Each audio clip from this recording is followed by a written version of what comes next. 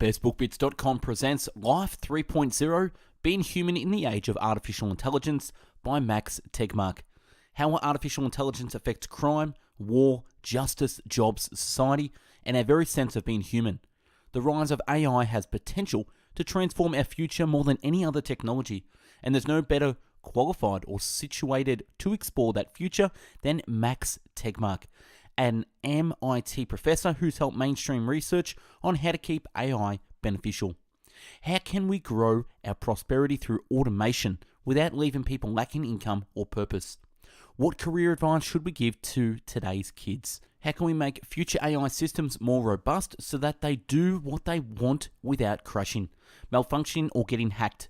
Should we fear an arms race in lethal autonomous weapons? Will machines eventually outsmart us at all tasks, replacing humans on the job market and perhaps altogether? Will AI help life flourish like never before or give us more power than we could handle? What sort of future do you want? This book empowers you to join what may be the most important conversation of our time. It doesn't shy away from the full range of viewpoints or from the most controversial issues, from superintelligence to meaning, consciousness, and the ultimate physical limits on life in the cosmos. The written and audio summary can be found on our website, bestbookbits.com. So without further ado, I bring the book summary of Life 3.0. I have an interest in artificial intelligence for 4 reasons. Number 1, I'm interested in when the first AI might be created. Expert opinion ranges from years to decades to a century from now. Number 2, what impact it will have on human jobs. You may have noticed that every few months you'll see the headline in the media, the robots are taking our jobs. Some jobs we welcome the robots to take, dangerous, mental, physical, and others we think are ours to keep. Number 3, how an AI will treat humanity once it becomes self-aware. Will it remove us from the surface of the earth, a popular idea in many movies, or usher us into a period of leisure and prosperity?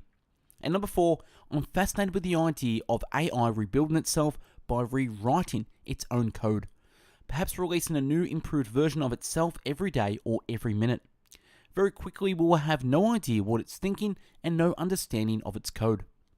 We humans have a fear of the unknown, and we simply don't know what the future will bring when it comes to computers being smarter than humans.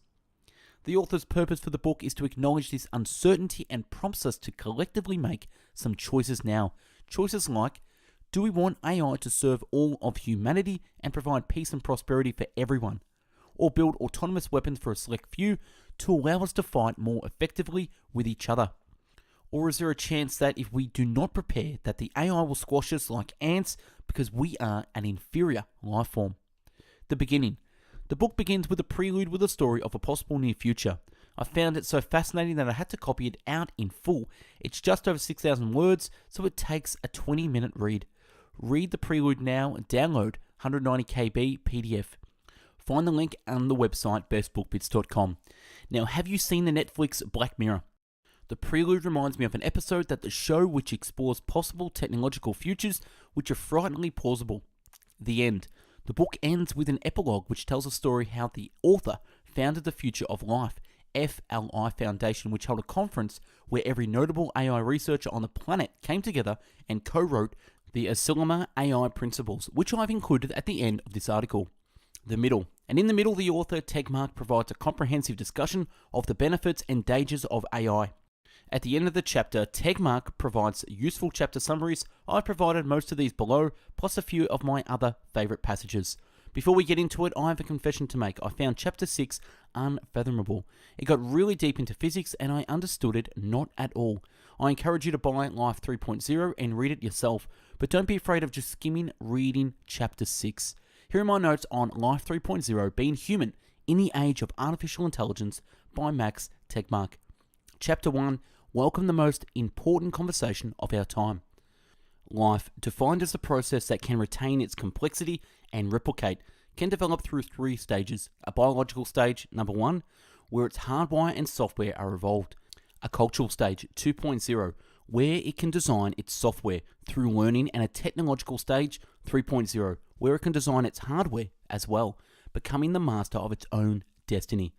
Artificial intelligence may enable us to launch Life 3.0 this century, and a fascinating conversation has sprung up regarding what future we should aim for and how this can be accomplished. There are three main camps in the controversy: techno-skeptics, digital utopians, and the beneficial AI movement. Techno-skeptics view building superhuman AGI, artificial general intelligence, as so hard that it won't happen for hundreds of years, making it silly to worry about it, and Life 3.0 now.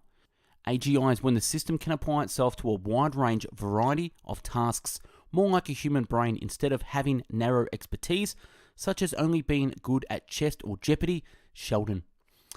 Digital utopians view it as likely this century and wholeheartedly welcome Life 3.0, viewing it as the natural and desirable next step in the cosmic evolution. The beneficial AI movement also views it as likely this century, but views a good outcome not as guaranteed, but as something that needs to be ensured by hard work in the form of AI safety research. Beyond such legitimate controversies where world leaders, experts disagree, there are also boring pseudo-controversies caused by misunderstanding. For example, never waste time arguing about life, intelligence, or consciousness before ensuring that you and your protagonist are using these words to mean the same thing. The book uses the definition in Table 1.1. Also beware the common misconception in Figure 1.5, superintelligence by 2100 is inevitable/impossible. Only Luddites worry about AI. The concern is about AI turning evil and or conscious, and it's just years away. Robots are the main concern. AI can't control humans and can't have goals.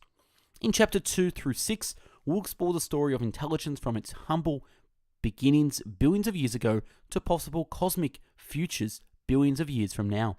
We'll first investigate near-term challenges such as jobs, AI weapons, and the quest for human-level AGI. Then explores possibilities for a fascinating spectrum of possible futures with intelligent machines and or humans. I wonder which options you prefer. In Chapter 7 through 9, we'll switch from cold, factual descriptions to an exploration of goals, consciousness, and meaning, and investigate what we can do right now to help create the future we want. I view this conversation about the future of life with AI as the most important one of our time. Please join in. Chapter 2, Matter Turns Intelligent. What is intelligence? Intelligence equals ability to accomplish complex goals. Intelligence equals ability to accomplish complex goals. This is broad enough to include all above mentioned definitions, since understanding, self-awareness, problem-solving, learning, etc. are all examples of complex goals that one might have. It's also broad enough to subsume the Oxford Dictionary definition, the ability to acquire and apply knowledge and skills, since one can have as a goal to apply knowledge and skills. Intelligence, defined as the ability to accomplish complex goals, can't be measured by a single IQ, only by the ability spectrum across all goals. Today's artificial intelligence tends to be narrow, with each system able to accomplish only a very specific goals, while human intelligence is remarkably broad. Memory, computation, learning, and intelligence have an abstract, intangible, and ethereal feel to them because they're substrate independent, able to take on life on their own that doesn't depend on or reflect the details of their understanding material substrate. Any chunk of matter that can be substrate from memory as long as it has many different stable states. Any matter can be computerium, the substrate of computation, as long as it contains certain universal building blocks that can be combined to implement any function. NAND, gates, and neurons are two important examples of such universal computational atoms. A neural network is a powerful substrate for learning because simply by obeying the laws of physics, it can be rearranged itself to get better and better at implementing desired computations. Because of the striking simplicity of the laws of physics, we humans only care about a tiny fraction of all imaginable computational problems, and neural networks tend to be remarkably good at solving precisely this tiny fraction.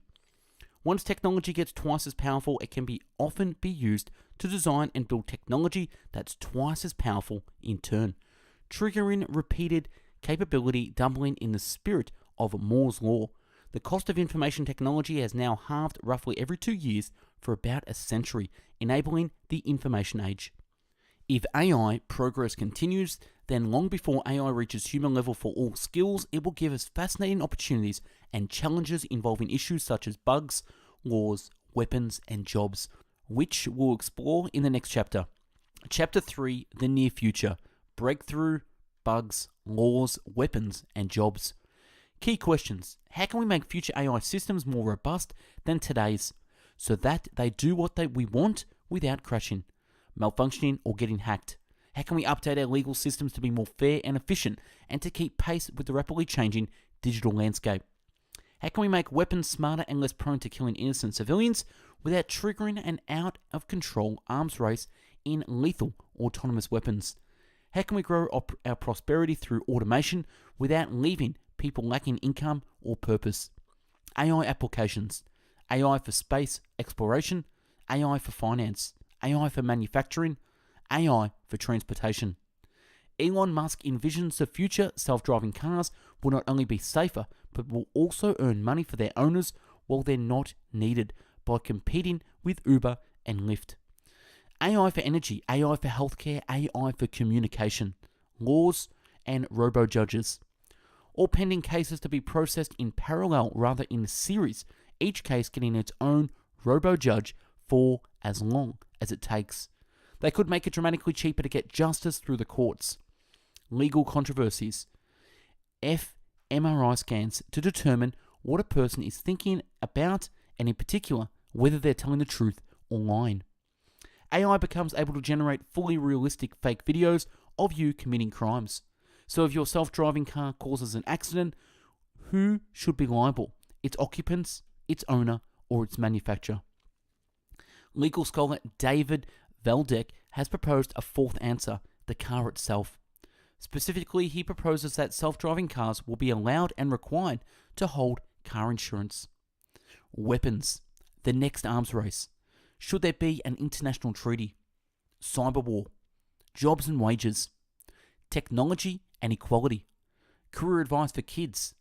Does it require interacting with people and using social intelligence? Does it involve creativity and coming up with clever solutions? Does it require working in an unpredictable environment?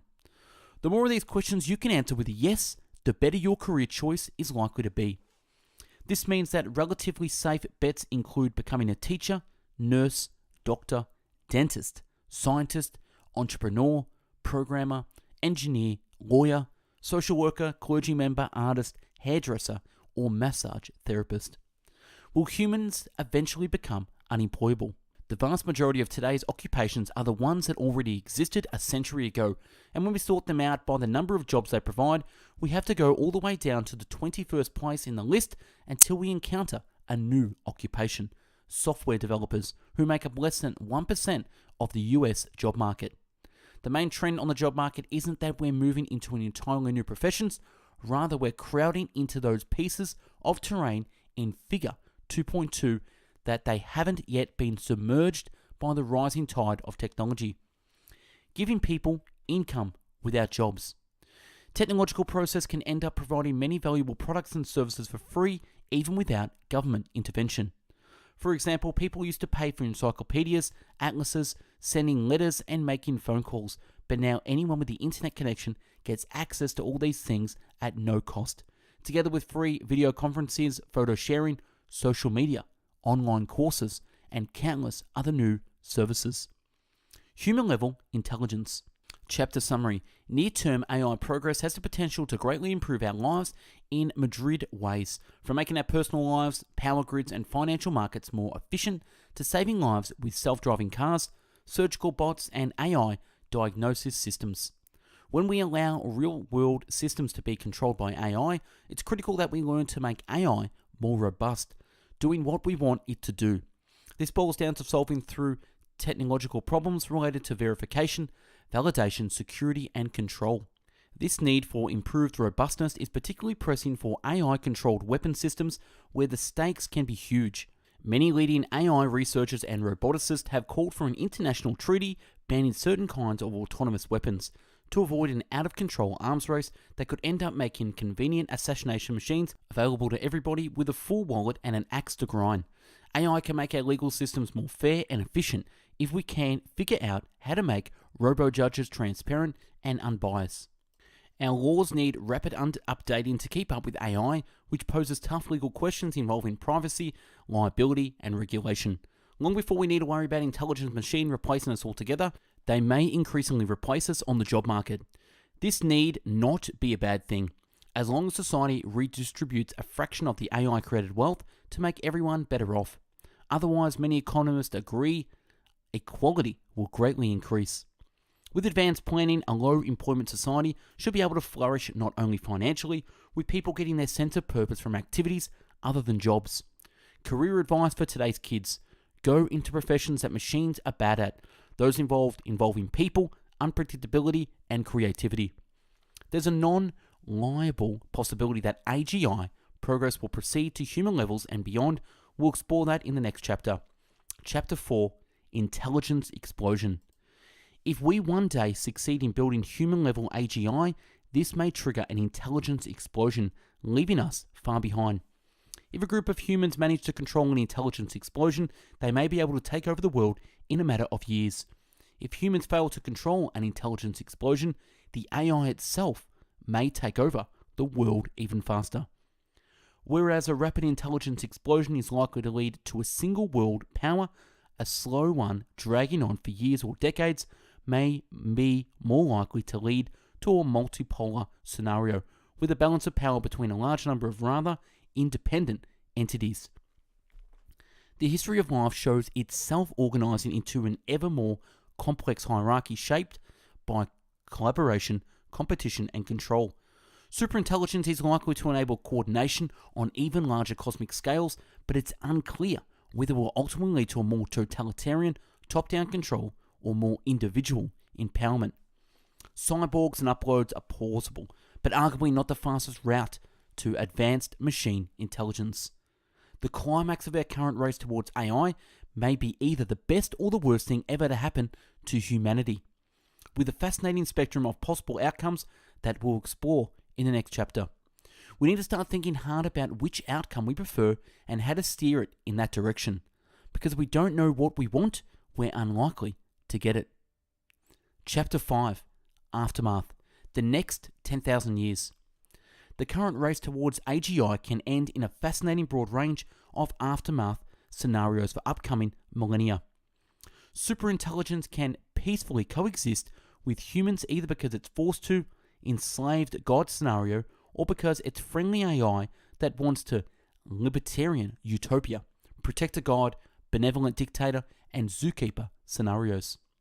Superintelligence can be prevented by an AI gatekeeper scenario, or by humans, 1984 scenario, by deliberately forgetting that technology revision scenario, or by lack of incentives to build it, egalitarian utopian society.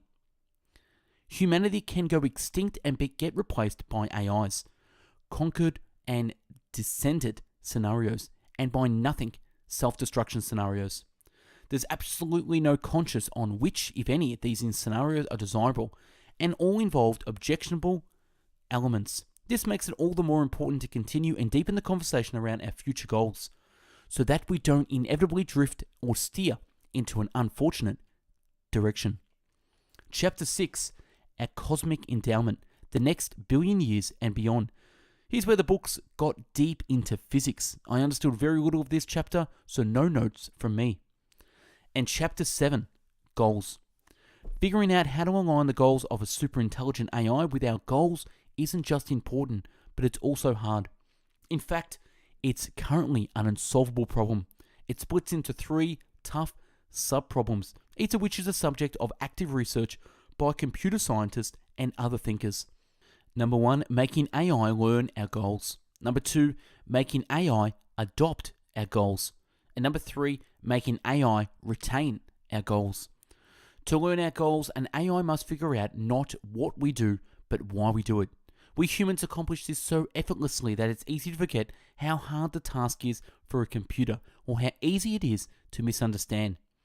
If you ask a future self-driving car to take you to the airport as fast as possible, and it takes you literally, you'll get there chased by helicopters and converted in vomit. If you exclaim that it's not what I wanted, it can justifiably answer that's what you asked for. For example, suppose a bunch of ants create you to be a recursively self-improving robot much smarter than them, who share their goals and helps them build bigger and better anthills, and that you eventually attain the human level intelligence and understanding that you have now. Do you think you'll spend the rest of your days just optimizing anthills, or do you think you might develop a taste for more sophisticated questions and pursuits that the ants have no ability to comprehend? If so, do you think you'll find a way to override the ant protection urge that your former scene creators endowed you with in much the same way that the real you overrides some of the urges your genes have given you? And in that case, might a super intelligent friendly AI find our current human goals as uninspiring and vapid as you find those of the ants, and evolve new goals different from those it learned and adopted from us? Chapter 8, Consciousness. There's no undisputed definition of consciousness. I'll use the broad and non-anthropocentric definition: consciousness equals subjective experience. Whether AIs are conscious in that sense is what matters for the thorniest ethical and philosophical problems posed by the rise of AI. Can AIs suffer? Should they have rights? Is uploading a subjective suicide? Should a future cosmos teeming with AIs be the ultimate zombie apocalypse? The problem of understanding intelligence shouldn't be conflated with the three separate problems of consciousness: the pretty hard problems of predicting which physical systems are conscious, the even harder problem of predicting qualia, and the real hard problem of why anything at all is conscious. The pretty hard problem of consciousness is scientific, since a theory that predicts which of your brain processes are conscious is experimentally testable and falsifiable, while it's currently unclear how science could fully resolve the two harder problems. Neuroscience experiments suggest that many behaviors and brain regions are unconscious, with much of our conscious experience representing an after-the-fact summary of vastly larger amounts of unconscious information. Generalizing consciousness predictions from our brains to machines requires a theory. Consciousness appears to require not a particular kind of particle or field, but a particular kind of information processing that's fairly autonomous and integrated, so that the whole system is rather autonomous, but its parts aren't. Consciousness might feel so non-physical because it's doubly substrate independent. If consciousness is the way information feels when being processed in certain complex ways, then it's merely the structure of the information processing that matters, not the structure of the matter doing the information processing. If artificial consciousness is possible, then the space of possible AI experiences is likely to be huge compared to what humans can experience, spanning a vast spectrum of qualia and timescales, all sharing a feeling of having free will. Since there can be no meaning without consciousness, it's not our universe giving meaning to conscious beings, but conscious beings giving meaning to our universe. This suggests that as we humans prepare to be humbled by even smarter machines, we take comfort mainly in being Homo sentiens, not Homo sapiens. Epilogue. The Tale of the FLI Team. The book finishes with the author's creation of the foundation of futureoflife.org, which began with a conference where every notable AI researcher on the planet came together and co-wrote the Asilamo AI principles. Artificial intelligence has already provided beneficial tools that are used every day by people around the world. Its continued development, guided by the following principles, will offer amazing opportunities to help and empower people in decades and centuries ahead. Research issues. Number 1, research goals. The goal of AI in research should be to create not undirected intelligence, but beneficial intelligence. Number 2, research funding. Investments in AI should be accompanied by funding for research on ensuring its beneficial use, including thorny questions in computer science, economics, law, ethics, and social studies, such as how can we make future AI systems highly robust so that they do what we want without malfunctioning or getting hacked? How can we grow our prosperity through automation while maintaining people's resources and purpose? How can we update our legal systems to be more fair and efficient, to keep pace with AI, and to manage the risks associated with AI? What set of values should AI be aligned with, and what legal and ethical status should it have. Number 3, science policy link. There should be a constructive and healthy exchange between AI researchers and policymakers. Number 4, research culture. A culture of cooperation, trust, and transparency should be fostered among researchers and developers of AI. And number 5, race avoidance. Teams developing AI systems should actively compete to avoid corner cutting on safety standards. Ethics and values. Number 6 is safety. AI systems should be safe and secure throughout their operational lifetime and verifiably so where applicable and feasible. Number 7, failure transparency. If an AI system causes harm, it should be possible to ascertain why. Number 8, judicial transparency. Any involvement by an autonomous system in judicial decision-making should provide a satisfactory explanation auditable by a competent human authority. And number 9 is responsibility. Designers and builders of advanced AI systems are stakeholders in the moral implications of their use, misuse, and actions, with responsibility and opportunity to shape those implications. And number 10, value alignment. Highly autonomous AI systems should be designed so that their goals and behaviors can be assured to align with human values throughout their operation. And number 11, human values. AI systems should be designed and operated so as to be compatible with ideals of human dignity, rights, freedoms, and cultural diversity. Number 12 is personal privacy. People should have the right to access, manage, and control the data they generate, giving AI systems power to analyze and utilize that data. Number 13, liberty and privacy. The application of AI to personal data must not unreasonably curtail people's real or perceived liberty. Number 14, shared benefit. AI technology should benefit and empower as many people as possible. 15, shared prosperity. The economic prosperity created by AI should be shared broadly to benefit all of humanity. Number 16, human control. Humans should choose how and whether to delegate decisions to AI systems to accomplish human-chosen objectives. Number 17, non Subversion. The power conferred by control of highly advanced AI systems should respect and improve rather than subvert the social and civic processes on which the health of society depends. And number 18, AI arms race. An arms race in lethal autonomous weapons should be avoided. Longer term issues. Number 19, compatibility caution. There being no consensus, we should avoid strong assumptions regarding upper limits of future AI capabilities. Number 20, importance. Advanced AI could represent a profound change in the history on life on Earth, and we should be planned for and managed with commensurate care and resources. 21, risks. Risks posed by AI systems, especially catastrophic or existential risks, must be subject to planning and mitigation efforts commensurate with their expected impact. And number 22, recursive self-improvement. AI systems designed to recursively self-improve or self-replicate in a manner that could lead to rapidly increasing quality and quantity must be subject to strict safety and control measures. And last but not least, number 23, common good. Superintelligence should only be developed in the service of widely shared ethical ideals and for the benefit of all humanity rather than one state or organization. To date, the principles have been signed by 1,273 AI/robotics researchers and 2,541 others. And that's a wrap on Life 3.0. Subscribe to our channel and take a look at the hundreds of book summaries uploaded previously. To find hundreds of written summaries, check out our website, bestbookbits.com. For audio summaries, find us on mixcloud.com/bestbookbits.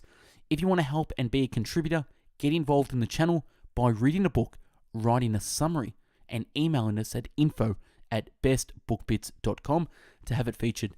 Thanks for watching and listening, and I hope you got something from Life 3.0. Have a great day.